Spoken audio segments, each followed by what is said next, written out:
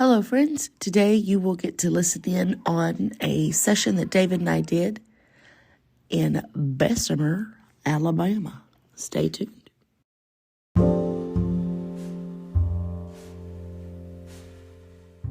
Hi, friends. This is Bethany Jennings, and you're listening to We Should Talk.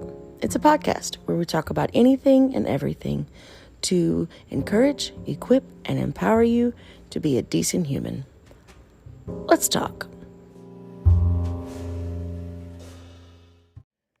So, as mentioned in our opening statements, today you guys are going to get to listen in on a session David and I did at a conference called Dominion Youth Conference in Bessemer, Alabama.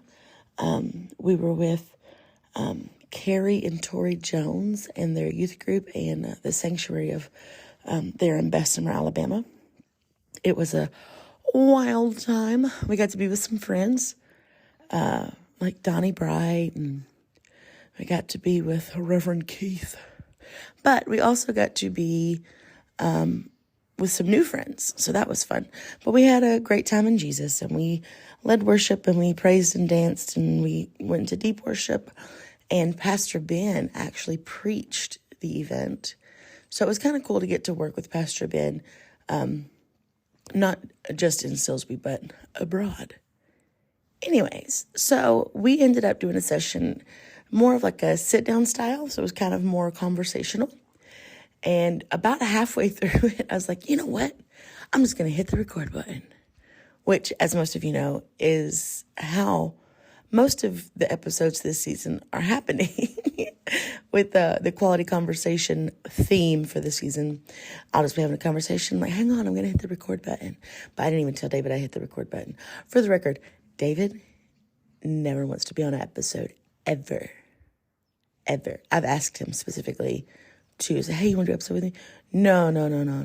That's your thing. No. So he won't come on. And you know what? That's fine. I'm going to stay married to him. However, he's on here today. And at the end, there's like some question and answer stuff. But it's us talking about, I think the topic of our session was supposed to be like how to have a successful music ministry or something like that, broadly speaking. And we got into it. You guys are going to come in like halfway through it. So you missed the first part, but I guess you just had to be there. Be there next year. They're doing it again. Next November, they're going to have it again. So go like and follow their pages and stuff. Oh, hold on, Silas. There you go. Go like and follow all their pages and stuff, and you will know. It's the sanctuary in Bessemer, Alabama. So, anyways, I'm just going to jump right in here, and you will come into this hearing David talk about something, and we'll go from there. Enjoy. Competition, because I'm worried they're going to get too good, and they may not be my friend anymore. Oh, help us, Holy Ghost. It's a real thing. I'm not being insensitive. I've been there before. It's time to partner with each other. Join arms with each other. Get on instruments with each other. And not be in competition. Get in your microphone and sing with people, and don't try to sing louder than everybody. Can I help you today? If you feel like you're screaming louder than everybody else while you're in the mic and you're not the worship leader, guess what? You're probably doing it wrong. And it don't sound good. And it don't sound good. All right? I promise I'm trying to help. I'm not being insensitive. I do both. Okay? So work with people. Work with people. The quickest army to ever be defeated is the army that fights against itself. I'm in the Lord's army. Oh, we got a Sunday school student present. We're in the Lord's army, friends. And if we are constantly fighting against each other, be that with microphone volume or who's being the most successful in the kingdom or who's doing, then we're going to defeat ourselves. We're putting the devil on the unemployment line. We're doing his job. His job is to divide, right? His job is to destroy, kill, steal. Well, we're doing all that without it. We have to be unified. We have to be unified. So we said, stay safe, be a good steward. And a lot of other stuff. I don't know what all we said. I think the last one was be submitted, which you need to be. David does not lead with authority. This David, not Bible David. This David does not lead with authority because he's not submitted.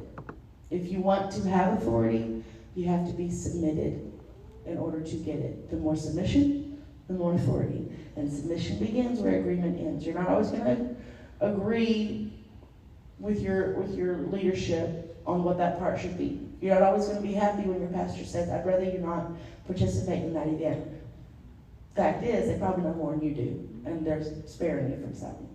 You're not always going to be happy when your pastor says, I'd really like for you to be home that Sunday instead of going to minister out. I'd really like but when you are not happy and you still submit and you still take it gracefully, you get more authority. And I said it sort of jokingly to somebody the other day, women, we are not lesser than. We actually are more submitted. Right? Even when you're married, you get more submitted because you're submitted to your husband. You get more authority. Spiritually, that's why when a woman prays, stuff happens. Yep. That's why when a woman gets up and she is submitted as she is supposed to be, things happen. When a woman gets up and it feels uncomfortable and like, ew, she probably ain't submitted somewhere. Yep. So do not hate submission. Do not regret it. Is that the word I'm looking for? Do not regret it. Do not resent. Thank you. And it was an R word. Do not resent submission. It's your ticket to authority. Anything else? As far as that goes, you're not going to agree with everything. And again, music ministry is a very vulnerable place to be. And so since that's the case, everything said contrary to what you think normally feels like a stab or a jab. Feels very personal. It feels very personal. And sometimes it's not personal. Sometimes it's misunderstanding.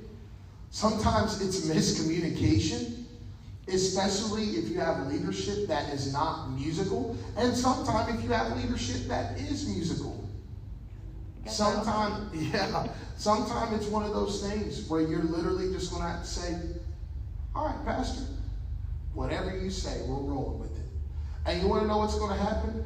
God's going to honor it every single time. Every time. It's going to happen. One of the greatest decisions that I made in my life came after a prayer. I was praying at my home church, and I had always been submitted. I was always, yes sir, let's do it, whatever else. And I'm praying and I'm like, God, I'll do whatever you want me to do. And I'm doing the whole thing. I'm just weeping at the altar. I remember praying and I kept saying, God, I trust you. God, I trust you. I trust you. And God said, you don't trust me. I said, but God, I do trust you. I do trust you. No, you don't trust me. You're submitted, but you don't actually trust me because you don't trust my man. And I said, wait a minute. Because at that moment, I thought everything in me was submitted. And the Lord was letting me know that you say yes to things, but you don't trust that it's the best decision. You say yes to things and you think that you're doing it the right way, but you don't actually trust that what's being done is being done for my good. And that's where we get sometime. Where there's a certain level of distrust that we have with leadership. And I know not everybody's perfect. Okay? Don't get me wrong. But at some point in time, you got to say, Lord, I'm going to trust you, and I'm going to trust you through trusting my leadership today. And watch what happens. My pastor preached a masterful lesson last night. He preached a masterful sermon last night. It was incredible. Him and I don't always agree. There's misunderstanding between us from time to time. But you know what? I trust that man with everything I got. Because a man that can get up and preach like that to a congregation like this, that deserves some respect. And so I may not always agree, but I do trust him. So sometimes we got to build our trust level up again. So, you want to be successful? There's a lot of steps, there's a lot of things, but at the end of the day, you got to be a submitted Christian. That's it. You got to be a Christian. If you are always in fight mode, you're always in battle mode, how can God use you to provoke peace in people if you're always looking for a fight? Yeah. That's all you're ever going to get is a fight. And I like a good fight every now and then. Nah, it's been years since I've thrown hands, but I can still do it in Jesus' name. Anyway, so We have we're at about 10-ish minutes. 10, 15-ish. 10, 15-ish. Question. Are there any questions? If you have a question, there's probably 5 other people that have the same question. So. Yes, sir. If you're leading a team or so at your church, and you do notice that someone isn't, like you're saying, like fully committed, with their walk, how do you address that in a way that wouldn't push them away or hurt their feelings necessarily? What I'm trying to say. Yeah. You want to take that one? I have found that people are not stupid because they want to be. Sometimes they're just ignorant to what's going on. And they don't realize sometimes the damage they're doing to themselves and to the team. Proverbs is very useful in everyday application. It says, a soft answer turns away wrath, right? So your response to their not being fully committed probably shouldn't be harsh, because you may not know the full story. But go to them with your pastor's permission, because your pastor, again, may know something that you don't know. So go to your pastor and say, I've noticed blah, blah, blah, blah. Is it okay if I talk to them, try to encourage them? And then go to them and say, hey, I'm noticing such and such. Is there anything I can... If it's like practical, like they're not showing up for rehearsals and that kind of stuff, is there any way I can help you? Am I giving you what you need? Make sure that you are looking at yourself, because it will teach them what they're supposed to do. Do you have your resources? Are you getting what you need on time? Or is the rehearsal time not working with your family schedule? What's going on? If it's something spiritual, well then, hey, I noticed something seems to be off. Are you okay? Is there anything I can do to help? Because you can come at them and say, you need to show up to rehearsal, and you need to do this, and you, and you, and you, and you. And all that's going to do is make them shut down. But when you open it up and say, how can I help you? That's going to bring down their defenses. And they may come out the cage swinging. But it's because they're scared, or it's because they need help and they don't know how to ask for it. So when you come at it that way, that's usually pretty helpful. Jesus only flipped tables like twice. Most of the time he was very gentle. And I think we come in ready to flip tables way too often. You're right. Like, he only swung on them folks twice. So be gentle, read Proverbs every day. It's going to teach you how to live and how to lead. Any other questions? Yes, sir. I can't even take you seriously. Sorry. What's up? I've heard it said that there is no success without a successor. And I was wondering, what, in your experience, is the best way to cultivate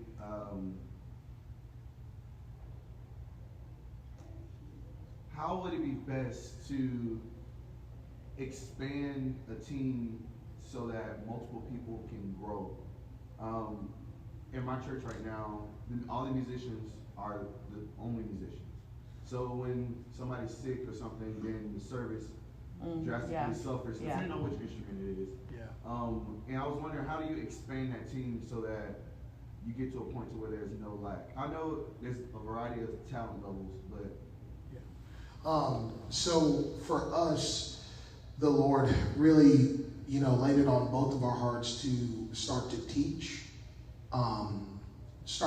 music in general, but also we have people who have shown interest. We have some people who really haven't even necessarily shown a ton of interest. They just kind of, it'd be cool to do whatever, And so I'll just tell you about one guy. I started teaching him. Was he 9 when I started teaching him?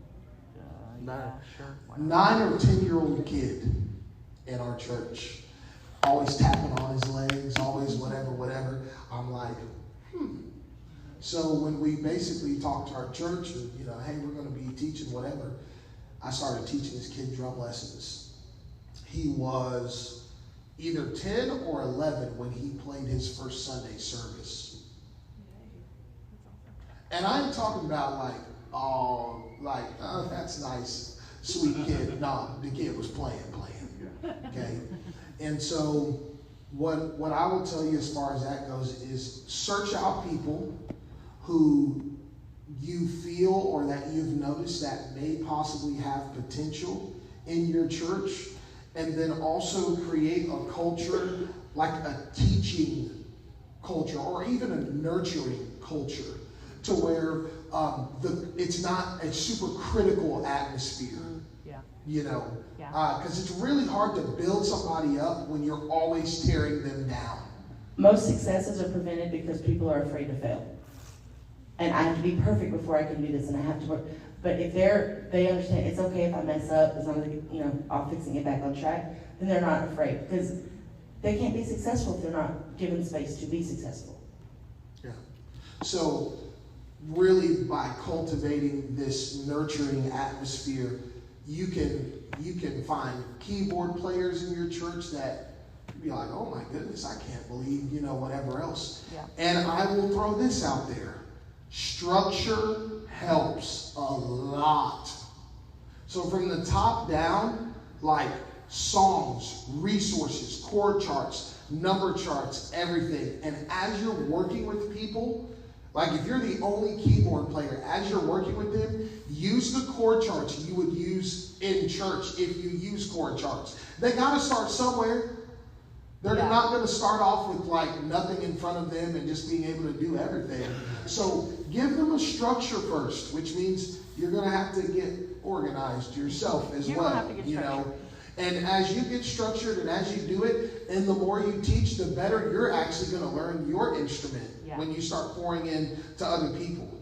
So if you're a bass player, right? The basics, whatever else, well, start working, generally, here's these notes, whatever. But as you teach them, you're going to start getting better on your instrument because you're actually spending more time and you're actually giving of yourself. So just really cultivating, again, a nurturing culture, but also getting structured, because it's really hard to, again, back to the conversation, if God brings however many people to your church, if he adds another 100 people on your team, how are you going to manage those people if you don't already have a system in place to do so? The church, the kingdom, is not unorganized. Decently and in order. Yes, Jesus and all of his doings are very organized. Even the disciples had to be organized. You get what I'm saying? So we have to be organized. We can't always just fly and boom. Part of that organization and the structuring is scheduling. When it's time to start implementing these people into the services, I'm not going to have a fresh drummer and a fresh bass player. That's not for sure now. I'm going to have a strong bass player and we'll have a fresh drummer, right? Only put one fresh one at a time.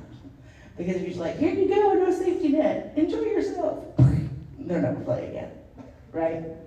So scheduling on that aspect. When we do our singers and stuff, we'll have an anchor and then we'll have one that is not as strong. Same thing, if I have a fresh keyboard player, I want a really strong organist, really strong, like the rest of the band needs to be super strong. That way they feel safe in what they're doing. You don't want to hatch an egg before it's time. So you want to make sure they're ready, because that first experience, the first impression lasts the longest, right? And so if they get up there and they're scared to death and their whole life is ruined, that's going to stick with them. You're going to have to work to overcome that experience. Does that make sense? Also have a bass line, like have a bottom line.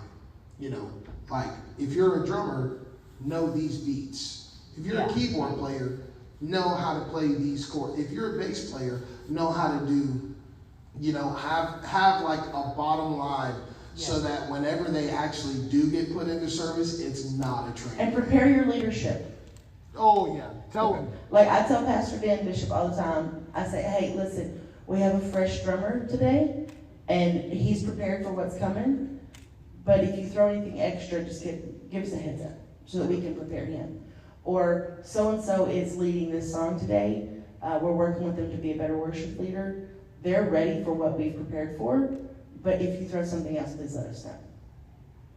That way they don't come out and they're like, something just feels off. What's going on? Because that happens from time to time. Just gotta warn them. Get them in on the process. Buy in from the top up. Yes. Or top down. Is the number system part of your bottom line? Technically, yes, because we teach theory Now predominantly. listen, there were some people, in some departments, people are already there who don't know the number system. Yeah. Immediately start implementing it if you can. Immediately. Some people will get on board, some people will not.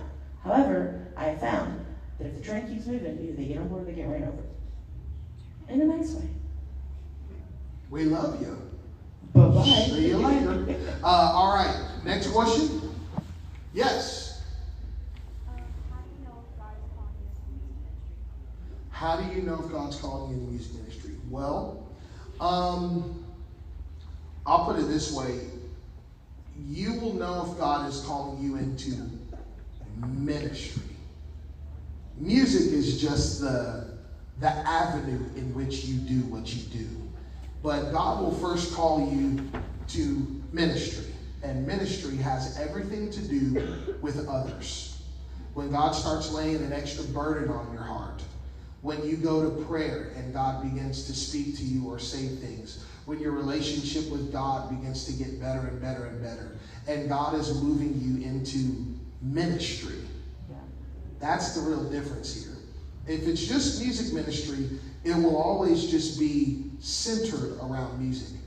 But if your music is centered around ministry, then everything that you do, how you respond, how you play, will always be more about others. And it will be less about you. And then you'll be able to flow better. You'll be able to hear the voice of God better. You'll be able to take all those things in better, because it's about ministry first. So if you feel like God is pulling you and drawing you into ministry, that's very important. Cultivate it. Take it to prayer. Talk to your leadership. Jesus in Scripture, the term call to ministry, call to preach, call to. The only thing Jesus called people was by their name and out of darkness. So that's the calling, right? He invited, come follow me. He said, I call you out of darkness, and I call you by your name. But the rest of it, it comes from consecration. And you'll feel that pulling. It's going to feel real lonely at first. Real lonely. And that's not the spirit of depression trying to take over your life. Don't give it the room. What it is, it's a call to consecration. It's a call to commitment. And you're going to give up things that your friends think is real stupid. But it'll be worth it. Every sacrifice is met with fire. We'll take one more question. One more question, and then we need to roll on. Yes, ma'am. I personally am not very technologically inclined, but I see the need for our music ministry to start using tracks and like Ableton and stuff like that. Where are the resources to start gathering that info and how to use all of that and get those tools? So I have a recommendation, and to all of my musician friends, don't throw a rock or stone at me. Loop Community Prime is a great place to start for multi-tracks. Ableton can be a little scary, first off. Well, not just from a standpoint of how big the software is, whatever else, but also from a price point. Yeah, that's true. Here's the perk for Loop Community. For those of you that don't run tracks, for those of you that want to know about it. All right? When you get Loop Community, you can pay a $10 or $12 subscription every month, and you'll be able to share your set list with like 20 people or so. Which means every musician or every singer or whoever you're going to have will have access to the app on their own without having to pay for it. One subscription, 20 different things to access, okay? You can find multi-tracks on just about anywhere. Loop Community has a bunch that people from the actual deal make themselves, so it's actually cheaper to buy some of those. Also, multitracks.com, you can get on, download the zip file, whatever else. Tracks cost, okay? Just throwing that out there. Tracks do cost, but there are ways that you can basically, get a cheaper track or whatever. Loop Community Prime, there's a ton of teaching, there's a ton of training, there's all type of good stuff, and all the training I've actually seen has been great. So If your team currently uses nothing, don't start with tracks. Start with a click. yes. Start with a loop. Like, it's a process. I think that's all we have Yep. time for. We love you guys. We hope that your life has been made better by this conversation. And God look bless forward you. to worshiping with you. Check on Onyx. Yeah. Well, that was fun. I'm glad you stuck around for the whole thing. And thank you for talking to me today. Y'all go like and follow and review and do all the podcast things that people do. And don't forget to be a good human.